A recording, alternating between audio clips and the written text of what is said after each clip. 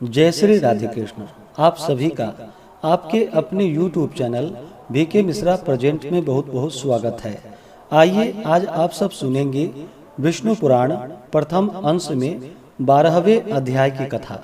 अब तक आपने पिछले अध्यायों का कथा नहीं श्रवण किया हो तो चैनल पे वीडियो अपलोड है या चैनल पे विष्णु पुराण अंश 1 के नाम से प्लेलिस्ट बनाया गया है। आप वहां से पिछले अध्यायों का कथा श्रवण कर सकते हैं। इस अध्याय में ध्रुव की तपस्या से प्रसन्न हुए भगवान का आविर्भाव और उसे ध्रुव पद दान का वर्णन किया गया है।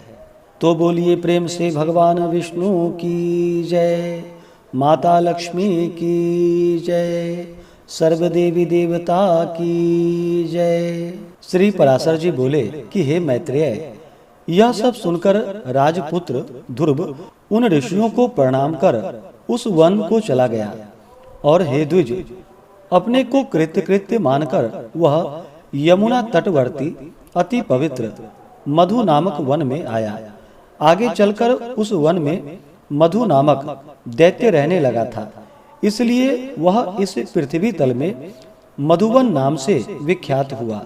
वही मधु के पुत्र लवण नामक महाबली राक्षसों को मारकर शत्रुघ्न ने मथुरा नाम की पुरी बसाई। जिस मधुवन में निरंतर देव श्री हरि का सन्निधि रहती है, उसी सर्व पापहारी तीर्थ में ध्रुव ने तपस्या की। मरीचि आदि मुनीश्वरों ने उसे जिस प्रकार उपदेश किया था, उसने उसी प्रकार अपने हृदय में विराजमान निखिल देवेश्वर श्री विष्णु भगवान का ध्यान करना आरंभ कर दिया। इस प्रकार हे विप्र, अनन्य चित्त होकर ध्यान करते रहने से उसके हृदय में सर्वभूता अंतर्यामी भगवान हरि सर्वतो भाव से प्रकट हुए। हे मैत्रेय, योगी ध्रुव के चित्त में भगवान विष्णु के स्थित हो जाने पर सर्वभूतों को धारण करने वाली पृथ्वी उसका भार न संभाल सकी। उसके बाएं चरण पर खड़े होने से पृथ्वी का बायां आधा भाग झुक गया और फिर दाएं चरण पर खड़े होने से दायां भाग झुक गया। और जिस समय वह पैरों के अंगूठे से पृथ्वी को बीच से दबाकर खड़ा हुआ तो पर्वतों के सहित समस्त भूमंडल विचलित हो गए। हे महामुने, उस समय नदी, नद और समुद्र आदि सभी अत्यंत क्षुब्ध हो गए और उनके शोभ से देवताओं में भी बड़ी हलचल मची। हे मैत्रेय, तब याम नामक देवताओं ने अत्यंत व्याकुल हो इंद्र के साथ परामर्श कर उसके ध्यान को भंग करने का आयोजन किया। हे महामुने, इंद्र के साथ अति आतुर कुष्मांड नामक उपदेवताओं ने नाना रूप धारण कर उसकी समाधि भंग करना आरंभ कर दिया। उस समय माया ही से रची हुई उसकी माता सुनीति नेत्रों में आंसू भरे उसके सामने प्रकट हुई और हे पुत्र ऐसा कहकर करुणा युक्त वचन बोलने लगी। उसने कहा, बेटा, तू शरीर को घुलाने वाले इस भयंकर तप का आग्रह छोड़ दे। मैंने बड़ी बड़ी कामनाओं द्वारा तुझे प्राप्त किया है। अरे, मुझ अकेली अनाथा दुखिया को सौत के कटु वाक्यों से छोड़ देना तुझे उचित नहीं है। बेटा, मुझ आश्रयहीन का तो एकमात्र तू ही सहारा है। कहाँ तू 5 वर्ष का और कहाँ तेरा यह अति उग्र तप। अरे, इन निष्फल क्लेशकारी आग्रह से अपना मन मोड़ ले। अभी तो तेरे खेलने कूदने का समय है, फिर अध्ययन का समय आएगा, तदंतर समस्त भोगों के भोगने का और फिर अंत में तपस्या करना भी ठीक होगा। बेटा, तुझ सुकुमार बालक का जो खेल कुदम का समय है, उसी में तू तपस्या करना चाहता है, तो इस प्रकार क्यों अपने सर्वनाश में तत्पर हुआ है? तेरा परम धर्म तो मुझको प्रसन्न रखना ही है। अतः तू अपनी आयु और अवस्था के अनुकूल कर्मों में ही लग, मोह का अनुवर्तन न कर और इस तप रूपी अधर्म से निवृत्त हो। बेटा, यदि आज तू इस तपस्या को न छोड़ेगा तो देख, तेरे सामने ही मैं अपने प्राण छोड़ दूंगी। श्री पराशर जी बोले कि हे मैत्रेय, भगवान विष्णु में चित्त स्थिर रहने के कारण ध्रुव ने उसे आंखों में आंसू भरकर इस प्रकार विलाप करती देखकर भी नहीं देखा। तब अरे बेटा, यहाँ से भाग भाग, देख इस महाभयंकर वन में ये कैसे घोर राक्षस अस्त्र शस्त्र उठाए आ रहे हैं। ऐसा कहती हुई वह चली गई और वहां जिनके मुख से अग्नि की लपेटें निकल रही थी, ऐसे अनेकों राक्षसगण अस्त्र शस्त्र संभाले प्रकट हो गए। उन राक्षसों ने अपने अति चमकीले शस्त्रों को घुमाते हुए उस राजपुत्र के सामने बड़ा भयंकर कोलाहल किया। उस नित्य योग युक्त बालक को भयभीत करने के लिए अपने मुख से अग्नि की लपेटें निकालती हुई सैकड़ों अस्यारियां घोर नाद करने लगी। वे राक्षस गण भी इसको मारो मारो, काटो काटो, खाओ खाओ, इस प्रकार चिल्लाने लगे। फिर सिंह, ऊंट और मकर आदि से मुख वाले वे राक्षस राजपुत्र को त्राण देने के लिए नाना प्रकार से गरजने लगे, किंतु उस भगवतासक्त चित्त बालक को वे राक्षस उनके शब्द, स्यारियां और अस्त्र शस्त्र आदि कुछ भी दिखाई नहीं दिए। वह राजपुत्र एकाग्र चित्त से निरंतर अपने आश्रयभूत विष्णु भगवान को ही देखता रहा और उसने किसी की ओर किसी भी प्रकार दृष्टिपात नहीं किया। तब संपूर्ण माया के लीन हो जाने पर उससे हार जाने की आशंका से देवताओं को बड़ा भय हुआ। अतः उसने तब से संतप्त हो वे सब आपस में मिलकर जगत के आदि कारण शरणागत वत्सल अनादि और अनंत श्री हरि की शरण में गए। देवता बोले कि हे देवादिदेव, जगन्नाथ, परमेश्वर, पुरुषोत्तम, हम सब ध्रुव की तपस्या से संतप्त होकर आपकी शरण में आए हैं। हे देव, जिस प्रकार चंद्रमा अपनी कलाओं से प्रतिदिन बढ़ता है, उसी प्रकार यह भी तपस्या के कारण रात दिन उन्नत हो रहा है। हे जनार्दन, इस उत्तानपाद के पुत्र की तपस्या से भयभीत होकर हम आपकी शरण में आए हैं। आप उसे तब से निवृत्त कीजिए। हम नहीं जानते वह इंद्रत्व चाहता है या सूर्य तत्व, अथवा उसे कुबेर, वरुण या चंद्रमा के पद की अभिलाषा है। अतः हे इष्ट, आप हम पर प्रसन्न होइए और इस उत्तानपाद के पुत्र को तब से निवृत्त करके हमारा हृदय का कांटा निकालिए। श्री भगवान बोले कि हे सुरगण, उसे इंद्र, सूर्य, वरुण अथवा कुबेर आदि किसी के पद की अभिलाषा नहीं है। उसकी जो कुछ इच्छा है वह मैं सब पूर्ण करूंगा। हे देवगण, तुम निश्चिंत होकर इच्छा अनुसार अपने अपने स्थान को जाओ। मैं तपस्या में लगे हुए उस बालक को निवृत्त करता हूँ। श्री पराशर जी बोले, देवादिदेव भगवान के ऐसा कहने पर इंद्र आदि समस्त देवगण उन्हें प्रणाम कर अपने अपने स्थानों को चले गए। सर्वात्मा भगवान हरि ने भी ध्रुव की तपस्या से प्रसन्न हो उसके निकट चतुर्भुज रूप से जाकर इस प्रकार कहा। भगवान बोले कि हे उत्तानपाद के पुत्र ध्रुव, तेरा कल्याण हो। मैं तेरी तपस्या से प्रसन्न होकर तुझे वर देने के लिए प्रकट हुआ हूँ। अतः हे सुव्रत, तू वर मांग। तूने संपूर्ण बाह्य विषयों से उपरत होकर अपने चित्त को मुझ में ही लगा दिया है। अतः मैं तुझसे अति संतुष्ट हूँ। अब तू अपनी इच्छानुसार श्रेष्ठ वर मांग। श्री पराशर जी बोले, देवादिदेव भगवान के ऐसे वचन को सुनकर बालक ध्रुव ने आंखें खोली और अपनी ध्यानावस्था में देखे हुए भगवान हरि को साक्षात अपने सम्मुख खड़े देखा। श्री अच्युत को किरीट तथा शंख, चक्र, गदा, शांग, धनुष और खड्ग धारण किए देख उसने पृथ्वी पर सिर रखकर प्रणाम किया और सहसा रोमांचित तथा परम भयभीत होकर उसने देव देव की स्तुति करने की इच्छा की। किंतु इनकी स्तुति के लिए मैं क्या कहूँ?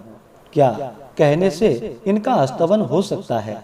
यह जानने के कारण वह चित्त में व्याकुल हो गया और अंत में उसने उन देव देव की ही शरण ली।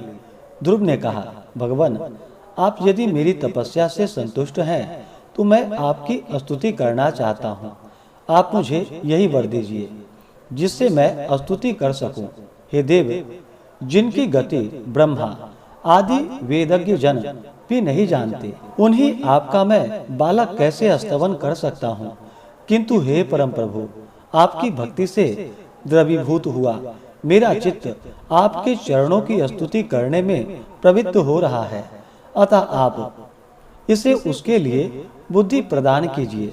श्री पराशर जी बोले, हे द्विजवर्य, जब जगतपति श्री गोविंद ने अपने सामने हाथ जोड़े खड़े हुए उस उत्तानपाद के पुत्र को अपने वेदमय शंख के अंत वेदांतमय भाग से छू दिया, तब तो एक क्षण में ही वह राजकुमार प्रसन्न मुख से अति विनीत हो सर्वभूताधिष्ठान से अच्युत की स्तुति करने लगा। ध्रुव बोला, पृथ्वी, जल, अग्नि, वायु, आकाश, मन, बुद्धि, अहंकार और मूल प्रकृति, ये सब जिनके रूप हैं, उन भगवान को मैं नमस्कार करता हूँ, जो अति शुद्ध, सूक्ष्म, सर्वव्यापक और प्रधान से भी परे है। वह पुरुष जिनका रूप है, उनका गुण भोक्ता परम पुरुष को मैं नमस्कार करता हूँ। हे परमेश्वर, पृथ्वी आदि समस्त भूत, गंधादि उनके गुण, बुद्धि आदि, अंतःकरण, चतुष्टय तथा प्रधान और पुरुष जीव से भी पड़े जो सनातन पुरुष हैं, उन आप निखिल ब्रह्मांड नायक के ब्रह्मभूत शुद्ध स्वरूप आत्मा की मैं शरण हूँ। हे सर्वात्मन, हे योगियों के चिंतनीय, व्यापक और वर्धनशील होने के कारण आपका जो ब्रह्म नामक स्वरूप है, उस विकार रहित रूपों को मैं नमस्कार करता हूँ। हे प्रभु, आप हजारों मस्तकों वाले, हजारों नेत्रों वाले और हजारों चरणों वाले परम पुरुष हैं। आप सर्वत्र व्याप्त हैं और पृथ्वी आदि आवरणों के सहित संपूर्ण ब्रह्मांडों को व्याप्त कर 10 गुण महाप्रमाण से स्थित हैं। हे पुरुषोत्तम, भूत और भविष्य जो कुछ पदार्थ हैं, वे सब आप ही हैं, तथा विराट, स्वराट, सम्राट और अधिपुरुष ब्रह्मा आदि भी सब आप ही से उत्पन्न हुए हैं। वे ही आप इस पृथ्वी के नीचे, ऊपर और इधर उधर सब ओर बढ़े हुए हैं। यह संपूर्ण जगत आप ही से उत्पन्न हुआ है तथा आप ही से भूत और भविष्य हुए हैं। यह संपूर्ण जगत आपके ही स्वरूप भूत ब्रह्मांड के अंतर्गत है। फिर आपके अंतर्गत होने की तो क्या बात है। जिसमें सभी पुरोडांशों का हवन होता है, वह यज्ञ, पृषदाज्य, दधि और घृत तथा ग्राम्य और वन्य 2 प्रकार के पशु आप ही से उत्पन्न हुए हैं। आप ही से ऋक्, साम और गायत्री आदि छंद प्रकट हुए हैं। आप ही से यजुर्वेद का प्रादुर्भाव हुआ है और आप ही से अश्व तथा 1-2 दांतों वाले महिष आदि जीव उत्पन्न हुए हैं। आप ही से गौओं, बकरियों, भेड़ों और मृगों की उत्पत्ति हुई है। आप ही के मुख से ब्राह्मण, बाहुओं से क्षत्रिय, जंघाओं से वैश्य और चरणों से शूद्र प्रकट हुए हैं तथा आप ही के नेत्रों से सूर्य, प्राण से वायु, मन से चंद्रमा, भीतरी छिद्र से प्राण, मुख से अग्नि, नाभि से आकाश, सिर से स्वर्ग, श्रोत्र से दिशाएं और चरणों से पृथ्वी आदि उत्पन्न हुए हैं।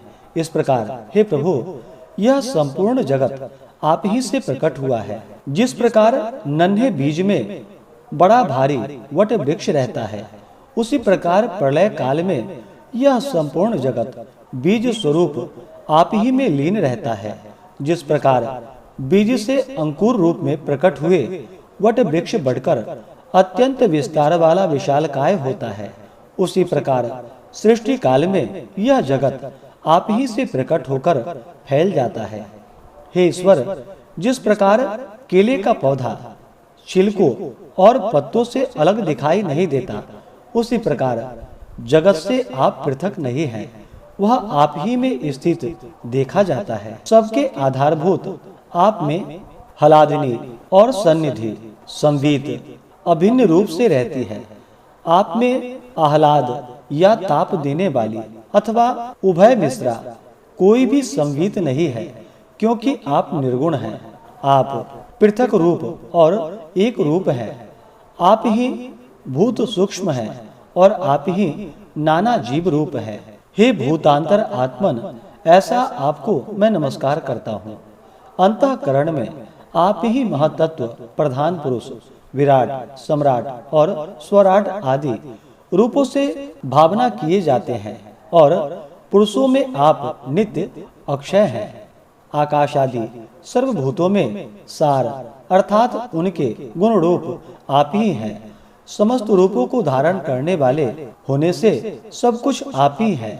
सब कुछ आप ही से हुआ है, अतएव सबके द्वारा आप ही हो रहे हैं। इसलिए आप सर्वात्मा को मैं नमस्कार करता हूँ। हे सर्वेश्वर, आप सर्वात्मक हैं, क्योंकि संपूर्ण भूतों में व्याप्त हैं। अतः मैं आपसे क्या कहूँ, आप स्वयं ही हृदय में स्थित बातों को जानते हैं। हे सर्वात्मन, हे सर्वभूतेश्वर, हे सब भूतों के आदि स्थान, आप सर्वभूत रूप से सभी प्राणियों के मनोरथों को जानते हैं। हे नाथ, मेरा जो कुछ मनोरथ था वह तो आपने सफल कर दिया, और हे जगतपते, मेरी तपस्या भी सफल हो गई, क्योंकि मुझे आपका साक्षात दर्शन प्राप्त हुआ है। श्री भगवान बोले कि हे ध्रुव, तुमको मेरा साक्षात दर्शन प्राप्त हुआ, इससे अवश्य ही तेरी तपस्या तो सफल हो गई, परंतु हे राजकुमार, मेरा दर्शन भी तो कभी निष्फल नहीं होता। इसलिए तुझको जिस वर की इच्छा हो वह मांग लो। मेरा दर्शन हो जाने पर पुरुष को सभी कुछ प्राप्त हो सकता है। ध्रुव बोला, हे भूत भवेश्वर भगवान, आप सभी के अंतःकरणों में विराजमान हैं।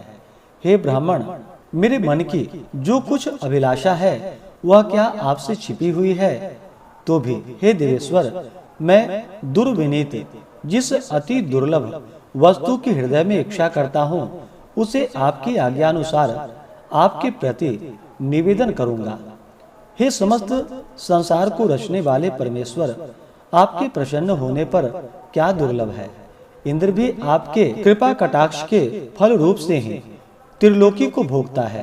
प्रभु, मेरी सौतेली माता ने गर्भ से अति बढ़ कर मुझसे यह कहा था कि जो मेरे उदर से उत्पन्न नहीं है उसके योग्य यह राजासन नहीं है।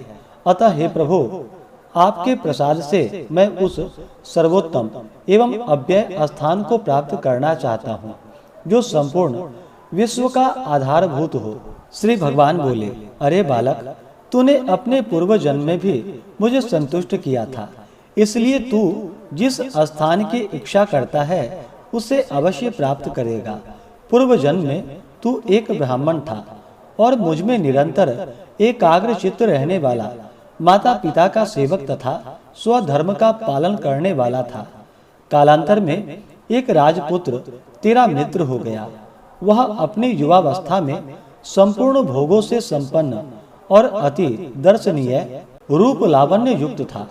उसके संग से उसके दुर्लभ वैभव को देखकर तेरी ऐसी इच्छा हुई कि मैं भी राजपुत्र हूँ।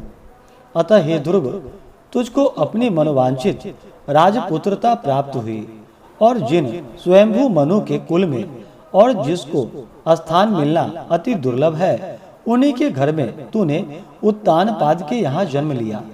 अरे बालक, जिसने मुझे संतुष्ट किया है उसके लिए तो यह अत्यंत तुच्छ है। मेरी आराधना करने से तो मोक्ष पद भी तत्काल प्राप्त हो सकता है। फिर जिसका चित्त निरंतर मुझ में ही लगा हुआ है उसके लिए स्वर्ग आदि लोकों का तो कहना ही क्या है। हे ध्रुव, मेरी कृपा से तू निसंदेह उस स्थान में जो त्रिलोकी में सबसे उत्कृष्ट है, संपूर्ण ग्रह और तारा मंडल आश्रय बनेगा। हे ध्रुव, मैं तुझे वह ध्रुव निश्चल स्थान देता हूँ जो सूर्य, चंद्र, मंगल, बुध, बृहस्पति, शुक्र और शनि आदि ग्रहों, सभी नक्षत्रों, सप्त ऋषियों और संपूर्ण विमानचारी देवगणों से ऊपर है। देवताओं में से कोई तो केवल 4 युग तक और कोई 1 मनवंतर तक ही रहते हैं, किंतु तुझे मैं 1 कल्प तक की स्थिति देता हूँ। तेरी माता सुनीति भी अति स्वच्छ तारा रूप से उतने ही समय तक तेरे पास एक विमान पर निवास करेगी, और जो लोग समाहित चित्त से सायंकाल और प्रातः काल के समय तेरा गुण कीर्तन करेंगे, उनको महान पुण्य होगा। श्री पराशर जी बोले कि हे महामते, इस प्रकार पूर्व काल में जगतपति देवादिदेव भगवान जनार्दन से वर पाकर ध्रुव उस अति उत्तम स्थान में स्थित हुए। हे मुने, अपने माता पिता की धर्म पूर्वक सेवा करने से तथा द्वादशाक्षर मंत्र के महात्म्य और तप के प्रभाव से उनके मान, वैभव एवं प्रभाव की वृद्धि देखकर देव और असुरों के आचार्य शुक्र देव ने ये श्लोक कहे हैं।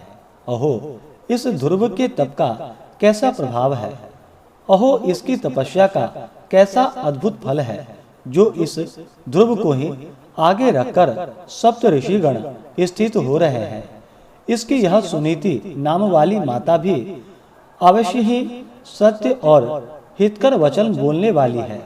संसार में ऐसा कौन है जो इसकी महिमा का वर्णन कर सके, जिसने अपनी कोख में उस ध्रुव को धारण करके त्रिलोकी का आश्रय भूत अति उत्तम स्थान प्राप्त कर लिया, जो भविष्य में भी स्थिर रहने वाला है। जो व्यक्ति ध्रुव के इस दिव्य लोक प्राप्ति के प्रसंग का कीर्तन करता है, वह सब पापों से मुक्त होकर स्वर्ग लोक में पूजित होता है। वह स्वर्ग में रहे अथवा पृथ्वी में कभी अपने स्थान से च्युत नहीं होता तथा समस्त मंगलों से भरपूर रहकर बहुत काल तक जीवित रहता है। इस प्रकार से श्री विष्णु पुराण प्रथम अंश में 12वें अध्याय की कथा पूर्ण हुई। तो बोलिए प्रेम से भगवान विष्णु की जय, माता लक्ष्मी की जय, सर्वदेवी देवता की जय। इसी प्रकार से आगे के अध्यायों को सुनने के लिए चैनल पे अगर आप पहली बार आए हैं तो चैनल को लाल बटन दबा करके सब्सक्राइब करें, साथ में बेल आइकन घंटी को दबाएं, ताकि आने वाली वीडियो का नोटिफिकेशन आपको समय से मिलता रहे। वीडियो को लाइक करें, शेयर करें। सुखी रहें और स्वस्थ रहें। जय श्री राधे कृष्ण। धन्यवाद।